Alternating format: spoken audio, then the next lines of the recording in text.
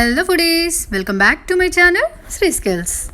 So ఈరోజు special recipe వచ్చేసి బంగ్లాదేశీ పీఠా అండి. ఇది బంగ్లాదేశీ వాళ్ళది. సో దీన్ని స్వీట్ వర్షన్లో చేస్తారు, స్పైసీ వర్షన్లో కూడా చేస్తారు. సో మన వీడియోలో వచ్చేసి స్పైసీ వర్షన్లో చూపిస్తానండి. సో ఈ పీఠాని మనం మన కిచెన్లో ఉండే చాలా ఈజీగా దొరికే తక్కువ ఇంగ్రీడియంట్స్తో చాలా ఈజీగా చాలా క్విక్గా చేసుకోవచ్చు. చాలా టేస్టీగా కూడా ఉంటాయి.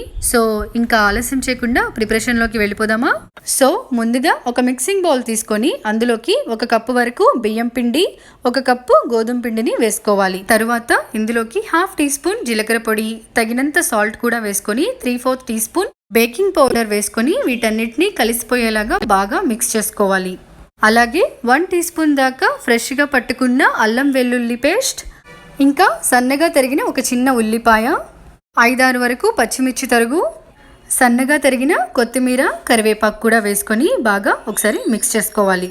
ఈ విధంగా మనం వేసుకున్న ఇంగ్రీడియంట్స్ అన్నీ బాగా మిక్స్ అయ్యేంత వరకు కలుపుకున్న తర్వాత 1/2 కప్ వరకు కర్డ్ని కూడా యాడ్ చేసుకొని మిక్స్ చేసుకోండి. ఈ విధంగా మిక్స్ చేసుకున్న తర్వాత ఇందులోకి తగినన్ని నీళ్లు కలుపుకుంటూ మనం బ్యాటర్ని ప్రిపేర్ చేసుకోవాలి. ఈ బ్యాటర్ కన్సిస్టెన్సీ అనేది మరీ లూజ్గా ఉండకూడదు, మరీ గట్టిగా కూడా ఉండకూడదండి.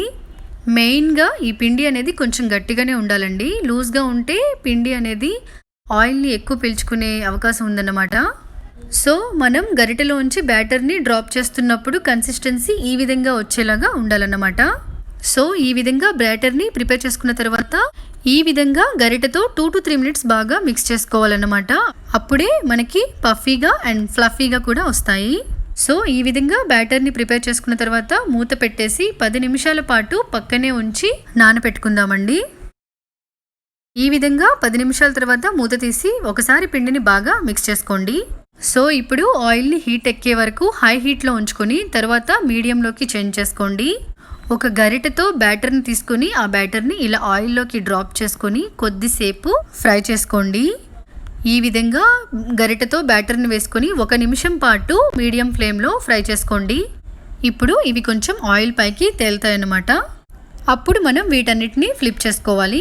సో ఈ విధంగా ఫ్లిప్ చేసుకున్న తర్వాత అన్నీ చక్కగా పొంగుతాయండి. ఇప్పుడు మనం మీడియం హై ఫ్లేమ్లోకి మార్చుకొని గోల్డెన్ బ్రౌన్ కలర్ వచ్చే వరకు ఫ్రై చేసుకోవాలి. ఈ విధంగా అన్ని గోల్డెన్ కలర్ వచ్చే వరకు ఫ్రై చేసుకొని వీటిని ప్లేట్లోకి ట్రాన్స్ఫర్ చేసుకోవాలి.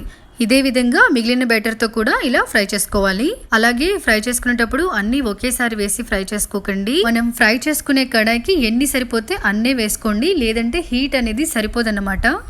సో అంతేనండి, రెడీ అయిపోయింది. సో వీటిని వేడివేడిగా టీతో కానీ కాఫీతో కానీ సర్వ్ చేయండి. చాలా బాగుంటుంది, తప్పకుండా ట్రై చేయండి. సో మీరు ట్రై చేసి మీకు ఈ రెసిపీ ఎలా వచ్చిందో నాకు కామెంట్ చేయండి. సో ఈ వీడియో కనుక మీకు నచ్చినట్లయితే తప్పకుండా లైక్ చేసి మీ ఫ్రెండ్స్తో రిలేటివ్స్తో షేర్ చేయండి. సో ఇలాంటి మరెన్నో simple, quick and easy recipes కోసం మన ఛానల్ శ్రీ స్కిల్స్ని సబ్స్క్రైబ్ కూడా చేయండి. సో మరో కొత్త రెసిపీతో మరో కొత్త వీడియోలో కలుద్దాం. Until then, bye foodies.